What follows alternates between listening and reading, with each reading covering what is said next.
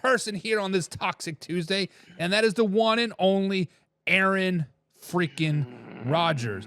Guys, Aaron Rodgers has been deemed one of the most toxic NFL players in recent memories. From his unorthodox ways of clearing his head, the darkness retreatment, the doing the mushrooms, skipping mandatory minicamps, to his healing injuries, right? He is just a very, very out there spoken type of person.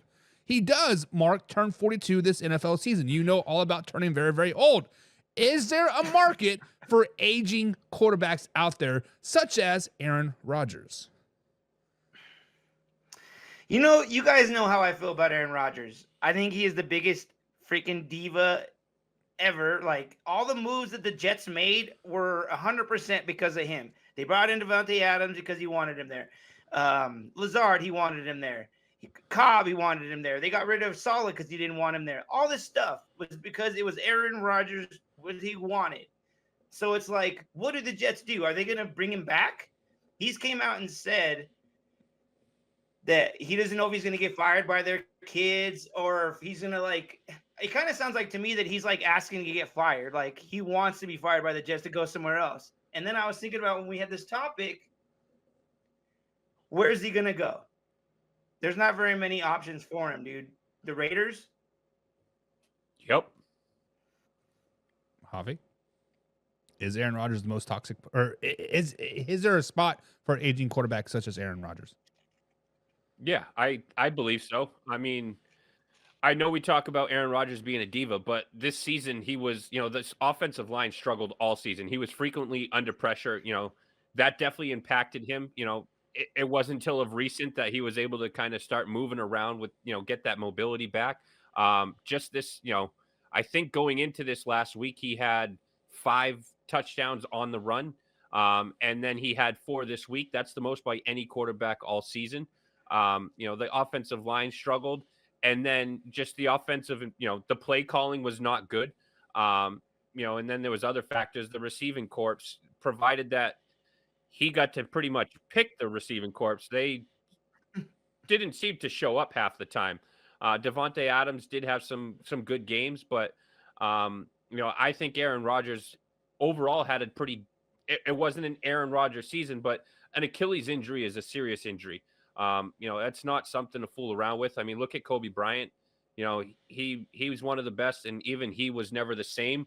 But, he only had 11 interceptions to, 28 touchdowns. So down year as far as touchdowns. But when he wasn't pressured, games like, my Patriots, where he's threw for, 281 yards, 2 touchdowns, his completion percentage was pretty good in the games where they protected him. And then this past week against Miami, and Miami was playing for a playoff spot. New York could have just gone out there and laid an egg, and he was 23 of 36, 274 yards. He looked like Aaron Rodgers in that game. So I think there are going to be a team like the Raiders or the Vikings or someone that will take a 1-year flyer on him, knowing that you have someone like JJ McCarthy who is in the wings.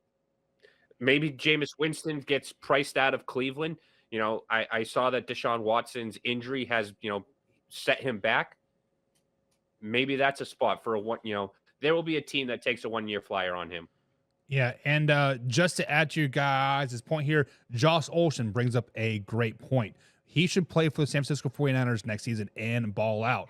We saw Brock Purdy hurt his elbow like again. It's the I'd take it. Is it the PCL or what's the elbow called? Yeah.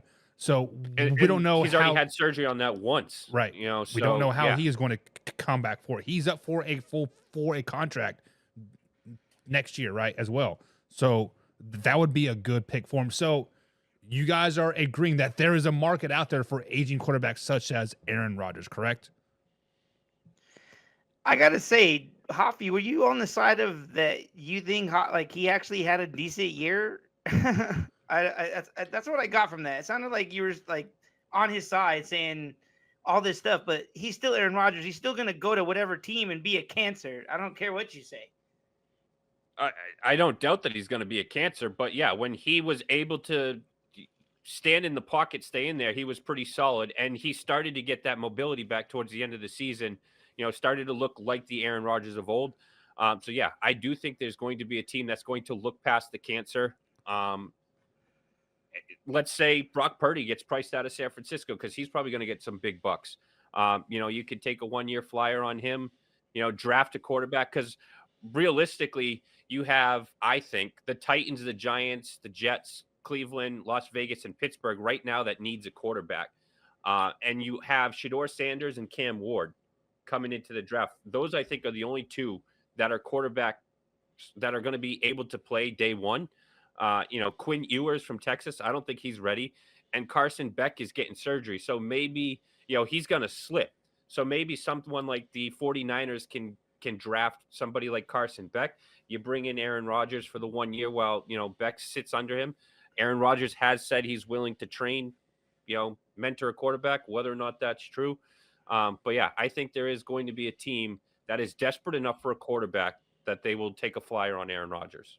So JM over here on our YouTube channel, I'm sorry, Mark. He says Rodgers was behind a terrible offensive line. Nobody would have succeeded behind that offensive line, and that is false statement because Zach Wilson did succeed behind that offensive line. He had more wins than Aaron Rodgers' 2 years behind that offensive line. I just want to say that, Mark. But Aaron Rodgers is still in the books for another year with the Jets. So no matter what, they still have him. Like they have to trade him. That's why he's come out and said stuff because, like I said, he wants to be let go and go somewhere else. He But can technically, opt the into his Jets own third him, year. and I kind of see the Jets not letting him go. He can opt into his third year. So it's kind of his choice to opt in or not. Okay. Well, I mean, I feel like he's talked so much good stuff about the Jets. They've done everything he wanted. Like, why would he leave? Rex Ryan is coming to town, and there is no way that he is going to have Aaron Rodgers on that team. Yeah, about that, right? So what about that? I'm right. You are right. That's why I'm laughing. Yeah. They've also interviewed some other like Mike Vrabel, and I don't think any of them would take that Aaron Rodgers. Vrabel BS, is right? not. Vrabel's going to your Patriots, Hoff. Probably. I'm okay with it. Him or Ben Johnson. That's who I want. But I do look at Mike Vrabel, and he's much like Belichick and much like Mayo, and those, has the game passed them. We see now a lot of these coaches are offensive minded, and that's where the success is. So I wonder. I was never on the fire Mayo train until this last week when he decided to throw out Milton and Milton Brady 2.0 and cost us the number 1 pick. What if Vrabel brings in McDaniels? Okay, I'll deal with it. I think that's a good duo. I'm not even a is. Patriots fan. I think that's a good work. That would work. I think it is, but I would also like to see Ben Johnson. Yes, if it's going to be Vrabel and Josh McDaniels, I'll allow